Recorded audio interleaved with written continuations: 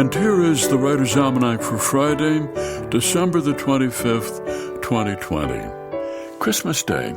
As Longfellow wrote, I heard the bells on Christmas Day, their old familiar carols play, and wild and sweet the words repeat of peace on earth, goodwill to men.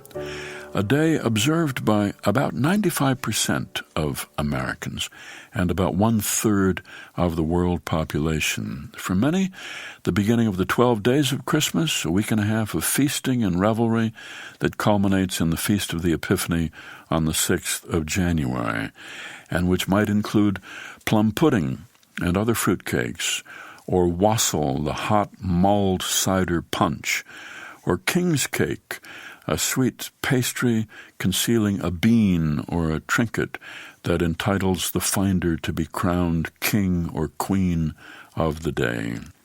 In Victorian England, the church bells rang. On Christmas morning, families went to Mass, came home for Christmas dinner, which was a goose or a joint of roast beef.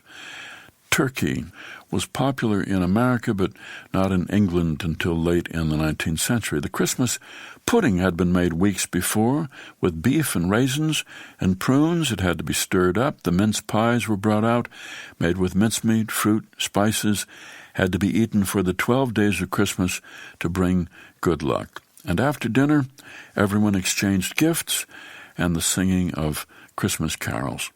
It was Charles Dickens' A Christmas Carol in 1843 that revived Christmas after the Puritans had stamped out much of what was left of the old medieval Christmas in England.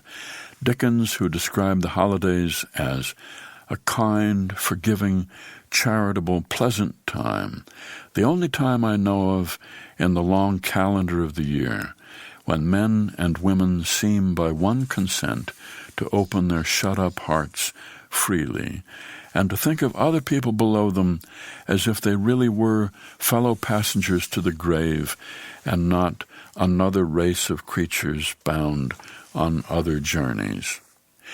The Lewis and Clark expedition spent this day in 1804 in their fort on the Missouri River near what is now Washburn, North Dakota. 3 rations of brandy were served. Some men went out to hunt, and others danced until 9 o'clock when it ended. The novelist Orrin Arnold suggested Christmas gifts: to your enemy, forgiveness; to an opponent, tolerance; to a friend, your heart; to a customer, service; to all, charity; to every child, a good example; to yourself, respect. Here's a poem for today by one of the Bronte sisters, Anne Bronte's Music on Christmas Morning. Music I love, but never strain could kindle raptures so divine, so grief assuage, so conquer pain, and rouse this pensive heart of mine, as that we hear on Christmas morn, upon the wintry breezes borne.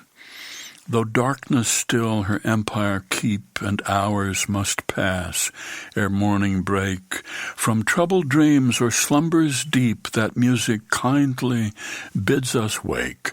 It calls us with an angel's voice to wake and worship and rejoice, to greet with joy the glorious morn which angels welcomed long ago, when our redeeming Lord was born to bring the light of heaven below, the powers of darkness to dispel, and rescue earth from death and hell.